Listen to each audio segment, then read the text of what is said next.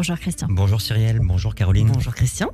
Je suis stressée. Je va bien se mon passer. élastique. Moi aussi, parce que j'ai essayé de vous suivre et vous allez très très vite. Alors j'ai essayé de prendre des notes, mais ça a été un vrai plaisir. Alors on commence par cette petite fille qui est née dans la petite maison dans la prairie, une des sœurs du docteur March, et qui est la deuxième ex-aequo, si on peut me permettre. Et qui fait tout pour essayer de se faire remarquer, en tout cas de se faire aimer, et qui est la fille casse-cou. La fille qui a peur de rien, la fille qui est sportive, qui est curieuse et qui bouge beaucoup. Alors cette petite fille, elle fait beaucoup de sport, elle fait beaucoup d'activités, elle aime gagner, elle aime la récompense, pas forcément pour le regard des autres, mais pour son propre regard. Et puis elle fait ses premiers castings et là elle aime pas. Elle aime pas parce qu'elle n'est pas choisie. Alors si je peux me permettre, la boucle est bien bouclée parce que en 40 secondes avec Monsieur Pro, ça a été pris. Ouais.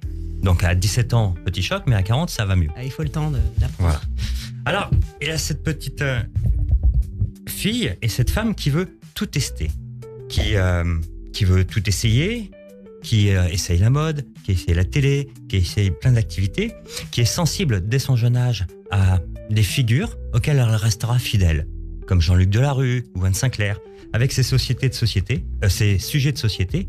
Et puis, j'aime les gens et j'aime les histoires des gens.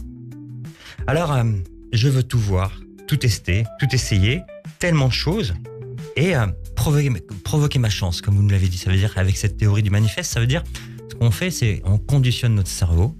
En tout cas, on essaye de faire en sorte que je visualise ce qui va m'arriver pour me préparer. Mais on voit que dans tout ce caractère, il y a un petit peu d'hyperactivité. Ce qu'on dirait un petit peu aujourd'hui hyperactif, ça veut dire toujours de la stimulation, toujours du contact humain, toujours en mouvement, toujours faire. Ça peut montrer que vous êtes quelqu'un qui est peut-être exigeant avec soi-même, qui peut être dur, qui a besoin d'être présente et qui a ce mouvement parce qu'elle a peur. Vous nous avez dit que petite, j'avais pas peur, parce qu'on n'avait pas cette peur. Mais là, c'est une autre peur. C'est la peur du manquer. C'est la peur de temps, de perdre son temps, la peur du vide. Ce qui est paradoxal, c'est qu'on peut rester des fois toute une journée dans son canapé à ne rien faire quand on est prise. Alors, il y a ce paradoxe et on essaie de faire justement. Et ce livre justement nous entraîne à faire et à dépasser nos choses. Alors, ce qui est bien, c'est qu'on voit que dans ce que vous nous proposez, c'est une façon pour vous de vous parler. Ça veut dire qu'il y a cette femme qui est toujours hyperactive, qui veut toujours faire plein de choses. Et si on allume le point télé, elle est presque à repartir. Mais avec la radio, elle a trouvé quelque chose. Elle a trouvé sa voix, sa façon de s'exprimer. Peut-être parce qu'il n'y a pas l'image et qu'il y a plus d'émotion, il y a plus d'intériorité. C'est peut-être une façon pour vous d'aller moins vite. Et juste d'être en phase avec vous. Alors sur Radio J, on a vu que vous étiez une femme solaire, une femme chaleureuse, une femme vivante, une femme rapide, rigolote, interactive. Vous êtes une femme loyale et fidèle, comme vous nous l'avez dit avec Laurence. Et puis, une femme sensible, qui aime les câlins de plus de 20 secondes. Alors, grâce à vous, aujourd'hui, on a appris que dans un monde qui respire, il faut peut-être apprendre, dans un monde qui accélère, il fallait peut-être apprendre à respirer.